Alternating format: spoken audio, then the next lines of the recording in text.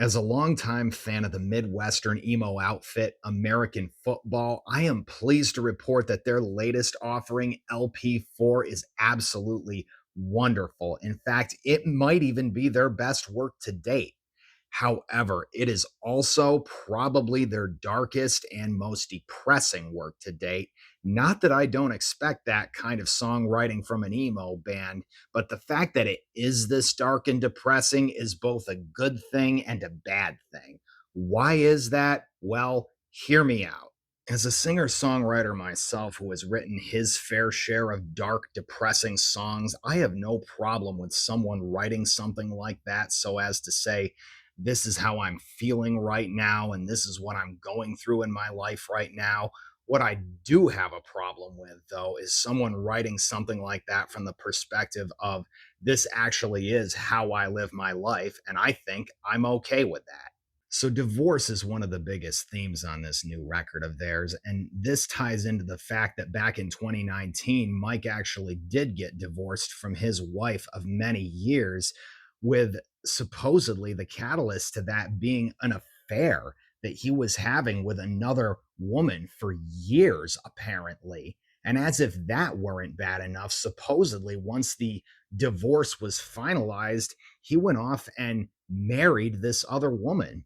Like, dude, there is nothing cool about infidelity or divorce in the first place, but to go pulling crap like this in your mid to late 40s while also trying to raise children who are very obviously going to be impacted by these decisions of yours for the rest of their fucking lives.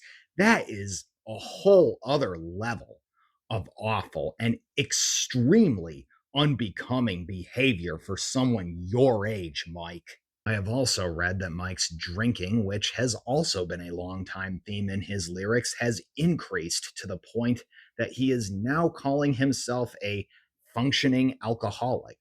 And despite his family, friends, and bandmates all trying to raise awareness to how much his drinking has become a problem, guess what?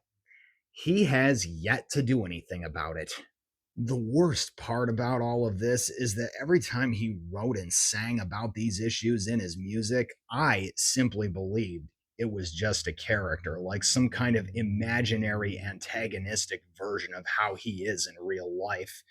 Now, I'm inclined to believe he was simply being autobiographical this whole time. All this time, I really thought he was a well adjusted adult pretending to be an emo kid that never grew up for the sake of art.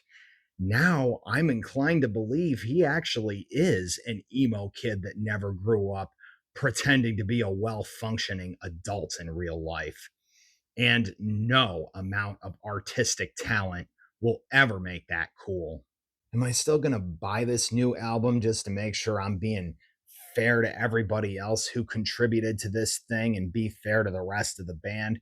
More than likely, yes. But I can tell you this much. I, for one, do not want to fork over money to see them perform live in concert anymore until Mike Kinsella starts actively working on himself, because I flat out refuse to support someone this devoid of a moral conscience, especially when that same person is going to act like being that devoid of a moral conscience is something to be glorified and celebrated. That makes me sick, guys. It really does.